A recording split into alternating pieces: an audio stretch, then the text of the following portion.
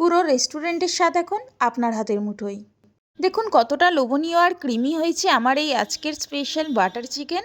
একবার খেলে এর স্বাদ মুখে লেগে থাকবে সারা জীবন। চলুন দেখে নিই এর সিক্রেট রেসিপি। আসসালামু আলাইকুম এভরিওয়ান, আমি রুবিনা। আজকের দেখাচ্ছি বাটার চিকেনের রেসিপি।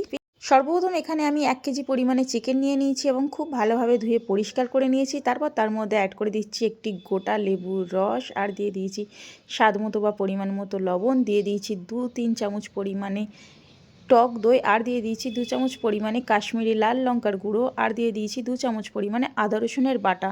তারপর সবগুলো মশলা একত্রে দিয়ে খুব ভালোভাবে চিকেনটাকে ম্যারিনেট করে এক সাইডে রেখে দিতে হবে। তারপর গ্যাসের মধ্যে প্যান বসিয়ে দিয়েছি এবং দিয়ে দিয়েছি পরিমাণ মতো সয়াবিন অয়েল। তোমরা চাইলে এখানে বাটারও ইউজ করতে পারো। তেল গরম হয়ে গেলে চিকেনগুলি দিয়ে এপিট ওপিট করে লালচে করে ভেজে তুলে নিতে হবে।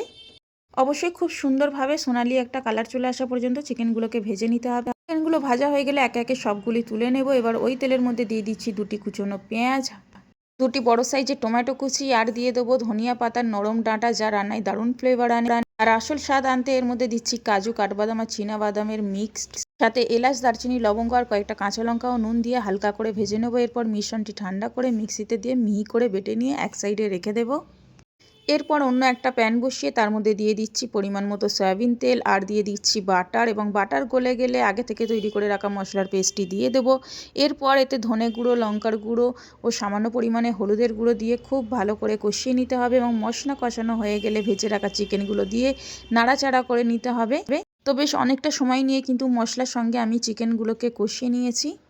ভালোভাবে কষানো হয়ে গেলে এর মধ্যে দিয়ে দেবো সামান্য পরিমাণে পানি, যাতে চিকেনটা খুব ভালোভাবে সিদ্ধ হয়ে যায়। আর হ্যাঁ, মিক্সির জার ধোয়া পানি আমি এর মধ্যে ইউজ করেছি।